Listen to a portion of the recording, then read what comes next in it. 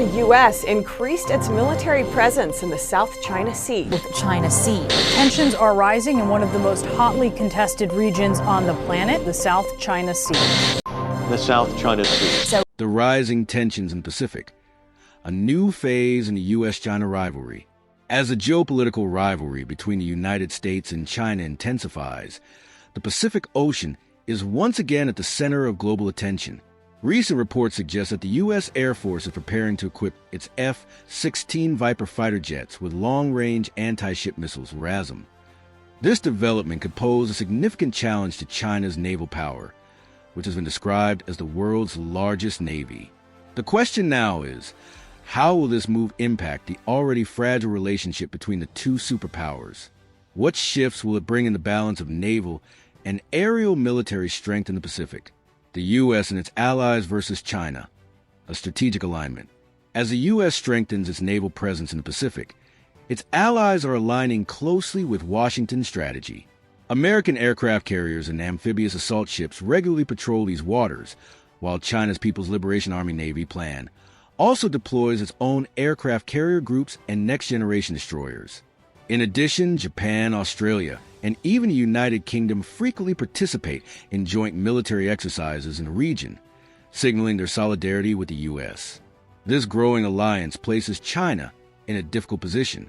Beijing now finds itself surrounded by a significant presence of U.S. and allied warships in the South China Sea, an area it considers part of its regional sphere of influence.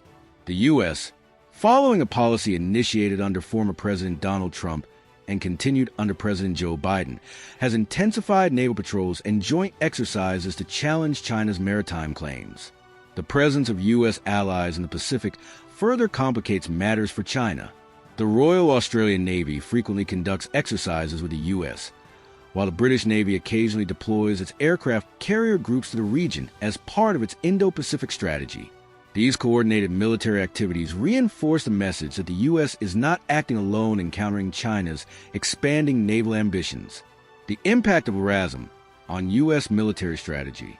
Against this backdrop of rising tensions, the decision to equip F-16 Vipers with long-range anti-ship missiles is a game-changing development. While China has a numerical advantage in terms of naval ships and benefits from its geographical proximity to the region, it now faces a new challenge: the United States' ability to launch long-range air-based strikes against its fleet. The RASM is an advanced missile system designed for precision strikes on naval targets.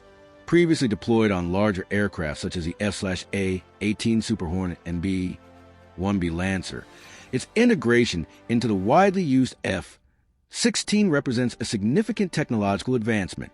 The missile's stealth features, low radar cross-section, and AI-assisted target detection make a formidable weapon capable of penetrating China's naval defenses. By enabling F-16 stationed at U.S. bases in Guam, Japan, and South Korea to carry RASM, the U.S. military significantly enhances its capacity to challenge China's maritime dominance.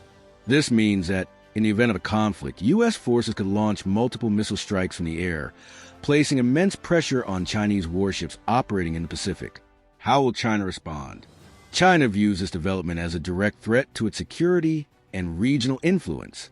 Chinese officials and state media have criticized the U.S. for destabilizing the region and attempting to tilt the balance of power in its favor. However, military analysts in China argue that the country has countermeasures in place, including advanced air defense systems and fighter jets equipped with anti-ship missiles. Meanwhile, the U.S. continues to strengthen its alliances. Canada, Australia, and South Korea have deepened their naval cooperation with Washington. For example, the repair of a U.S. Navy vessel in a South Korean shipyard, though a minor event, reflects the increasing military ties between regional allies. The sharing of naval and air bases further enhances the U.S.'s strategic positioning in the Indo-Pacific.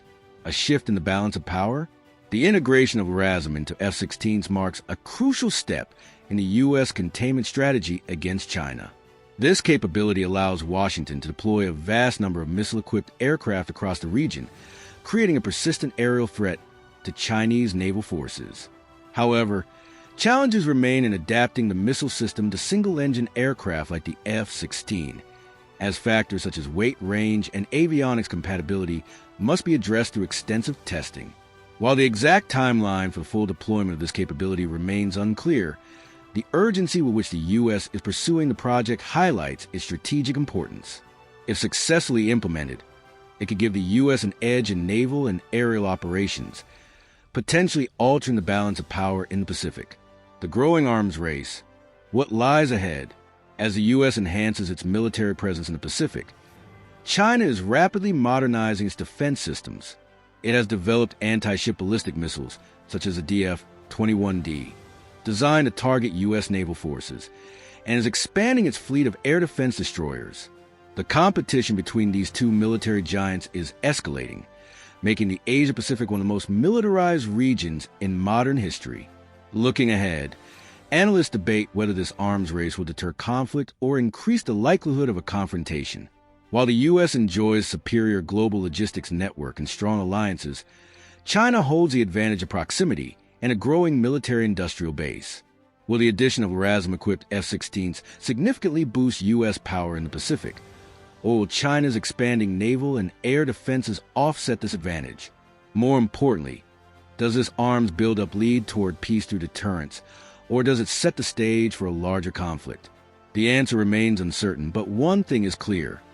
The Pacific is witnessing an intense strategic contest, with both sides unwilling to back down. The coming years will determine whether diplomacy can ease tensions or whether military posturing will escalate the situation further.